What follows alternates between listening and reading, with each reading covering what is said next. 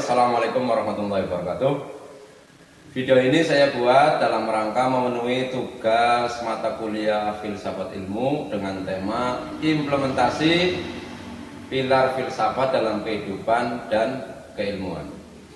Akan tetapi sebelum kita menjelaskan implementasi pilar filsafat dalam kehidupan dan keilmuan, akan sedikit saya jelaskan pilar filsafat tersebut. Jadi di dalam ilmu filsafat ada pilar utama yang umum. Dalam ilmu filsafat dibagi menjadi 3. Yang pertama adalah ontologi, yang kedua epistemologi, dan yang ketiga adalah aksiologi. Penjelasannya secara ringkas dan secara sederhana dalam satu kata, ontologi itu apa? Epistemologi itu bagaimana? Dan aksiologi itu mengapa? Agar mudah dipahami, akan saya berikan contoh implementasi pilar filsafat tersebut dalam keilmuan dan kehidupan. Contoh implementasi pilar filsafat dalam kehidupan dan keilmuan. Secara integratif akan saya berikan dalam kasus sholat. Sholat itu bukan sekedar perbuatan lahiriah, melainkan sebuah peristiwa rohani. Maka dari itu Imam Ghazali menyatakan dalam kitab Ihya Ulumuddin, sholat dibedakan menjadi 2, sholat lahir dan sholat batin.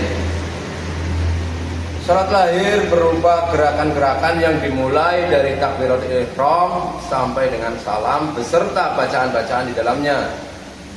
Sedangkan sholat batin adalah kehadiran ruh atau hudurul qalbi.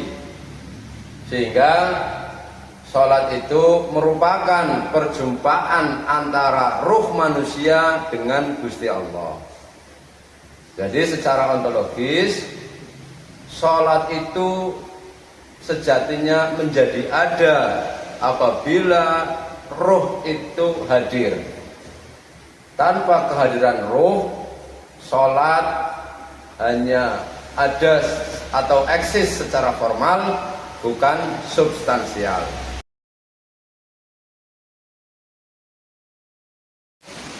Bagaimana kebenaran sholat bisa kita pahami? Pengetahuan sholat bisa kita peroleh melalui wahyu yang disampaikan oleh Allah Subhanahu wa taala kepada Nabi Muhammad, yaitu berupa Al-Qur'an. Sehingga dari Al-Qur'an kita bisa mengetahui hukum-hukumnya. Atau pengetahuan sholat bisa kita peroleh melalui hadis-hadis Nabi, sehingga kita semua bisa mengetahui rukun-rukunnya. Atau kita bisa memperoleh pengetahuan sholat dengan cara melihat sholat-sholat yang dilakukan oleh Nabi Muhammad, sehingga kita bisa mengetahui tata cara sholat. Atau juga pengetahuan sholat bisa kita peroleh melalui akal, sehingga kita mampu memahami bacaan-bacaan sholat, mampu mengetahui hikmah-hikmah dari gerakan-gerakan sholat. Selain daripada itu, pengetahuan tentang sholat bisa kita peroleh melalui pengalaman spiritual atau biasa disebut dengan kasyaf, penyingkapan batin, sehingga kita bisa merasakan kehadiran Allah Subhanahu wa taala saat melaksanakan sholat. Menurut Imam Ghazali, ilmu fikih saja tidak cukup, karena kita membutuhkan ilmu batin atau ma'rifat. Sehingga dengan ilmu ma'rifat, sholat kita bisa menjadi lebih hidup. Karena banyak yang mengetahui sholat, tapi tidak banyak yang mengenal sholat.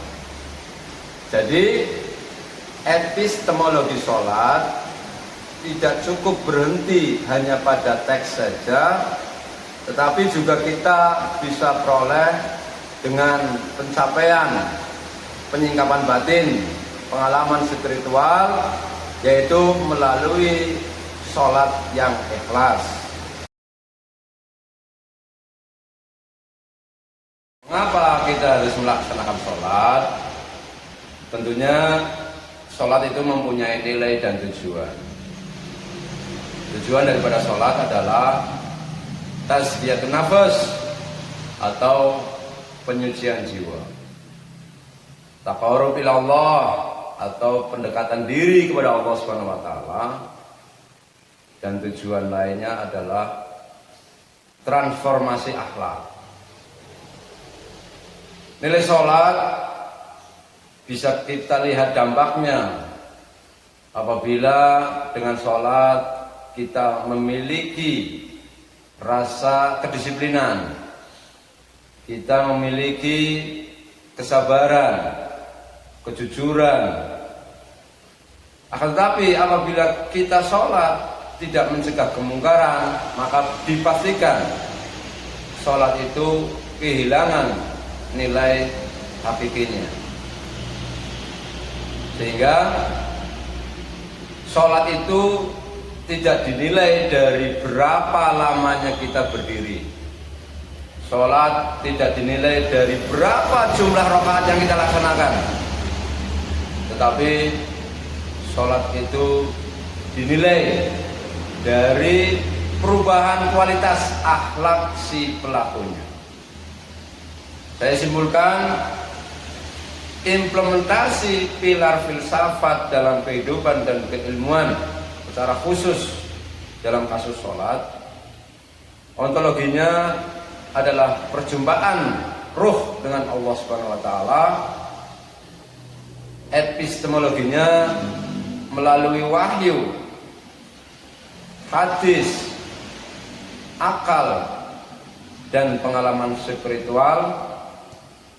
Dan aksiologinya adalah perubahan akhlak si pelakunya. Terima kasih. Assalamualaikum warahmatullahi wabarakatuh.